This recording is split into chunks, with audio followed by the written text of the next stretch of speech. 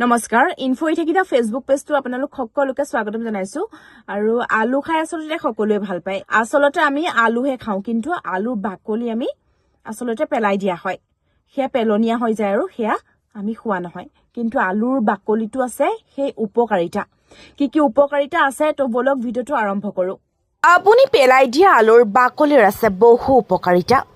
আলু বাকলিৰ উপকাৰিতা জানিলে পেলাবলৈ মন নকৰিব আপুনিও আলুৰ বাকলিত আছে এন্টিবেক্টেৰিয়েল ফেনলিক আৰু এন্টিঅক্সিডেন্ট তত্ত্ব যিয়ে ছাল কলা পৰাৰ পৰা বচাব পাৰে লগতে মুখৰ কলা দাগ আঁতৰাবলৈও সহায় কৰে মুখৰ পৰা কলা দাগ আঁতৰোৱাত আলুৰ বাকলি বৰ উপকাৰী আলুৰ বাকলিত থকা এন্টিবেক্টেৰিয়েল ফেনলিক আৰু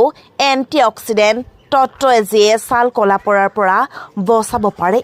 লগতে মুখৰ কলা দাগ আঁতৰাবলৈও ই সহায় কৰে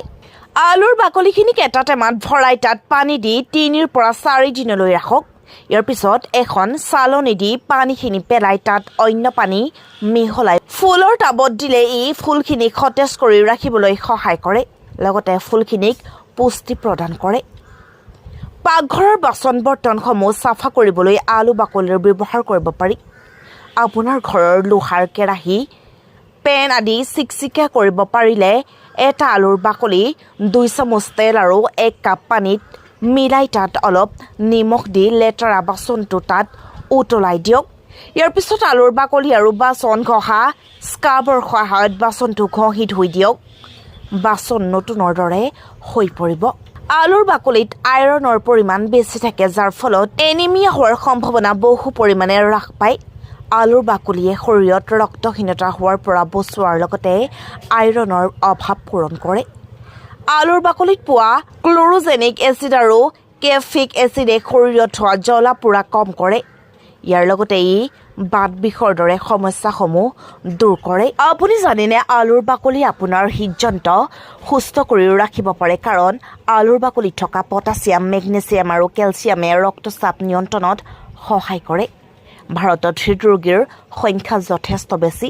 আলুৰ বাকলি বহু লোকৰ বাবে উপযোগী হ'ব পাৰে দ্বিতীয়তে আপুনি কেঞ্চাৰৰ পৰা সুৰক্ষিত হ'ব আলুৰ বাকলিত প্ৰচুৰ পৰিমাণে ফাইটোকেমিকেল থাকে যিবোৰ শক্তিশালী এন্টিঅক্সিডেন্ট ইয়াৰ লগতে ই বাকলিবোৰত ক্লৰোজেনিক এচিড পোৱা যায় যিয়ে কেঞ্চাৰৰ সম্ভাৱনা বহু পৰিমাণে হ্ৰাস কৰে তৃতীয়তে হাড়বোৰ মজবুত কৰে আমি আপোনালোকক কোৱাৰ দৰে আলুৰ বাকলিত কেলছিয়ামৰ দৰে বহুতো গুৰুত্বপূৰ্ণ খনিজ পদাৰ্থ থাকে গতিকে ই স্বাভাৱিকতে হাড় শক্তিশালী কৰাৰ কাম কৰে ইয়াৰ কাৰণ হ'ল ই হাড়ৰ ঘনত্ব বৃদ্ধি কৰে